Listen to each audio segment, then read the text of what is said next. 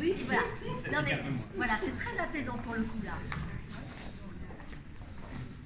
Alors, vous avez vu que jusque-là, je vous ai montré quand même des œuvres qui étaient plutôt très stimulantes visuellement. Eh oui, la stimulation, c'est quand on vous envoie des infos et que vous interagissez en fait. Euh, par vous, par... c'est ça, en fait, être vivant, c'est être stimulé tout le temps en fait. Voilà. Alors là, c'est ce que racontent les artistes en fait. Hein.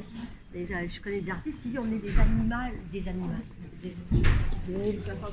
la fin de journée, j'assume. On est des animaux stimulés. Hein, voilà.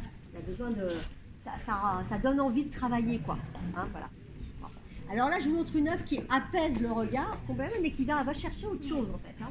Alors là, on est devant une œuvre d'une artiste d'une génération, elle a une quarantaine d'années, elle s'appelle Eva Jospin. Et là, c'est une œuvre qui est rentrée en 2024, c'est donc très très récent.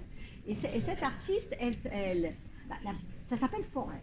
Et là, effectivement, quand on regarde, alors c'est une sculpture, c'est pas une peinture, c'est une sculpture, mais c'est un peu comme un bas-relief. Un bas-relief, ça veut dire qu'on ne peut pas tourner autour. Vous voyez, voilà. Un bas-relief, ça veut dire qu'il y a du volume. Hein, voilà.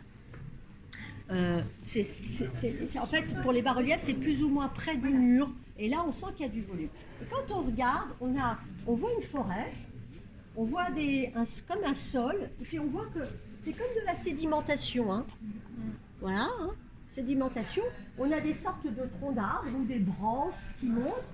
Et puis des grottes, là, vous voyez, un peu comme si on était dans un aquarium. Vous savez, les grottes dans les aquariums, hein, vous voyez ça, voilà, un peu. Et puis quand on est là-haut, là, regardez, on sent qu'il y a des choses qui descendent, un peu comme si c'était des algues. En fait, on ne sait pas trop où est le haut, le bas. On est intrigué quand même. Et puis, quand on commence à regarder de près, alors d'abord, premier abord, une sorte de forêt, alors on se dit, c'est toujours énigmatique une forêt, c'est toujours le lieu un peu du mystère. Alors, en psychanalyse, c'est le lieu, j'en dirai pas plus, mais c'est le lieu de la manifestation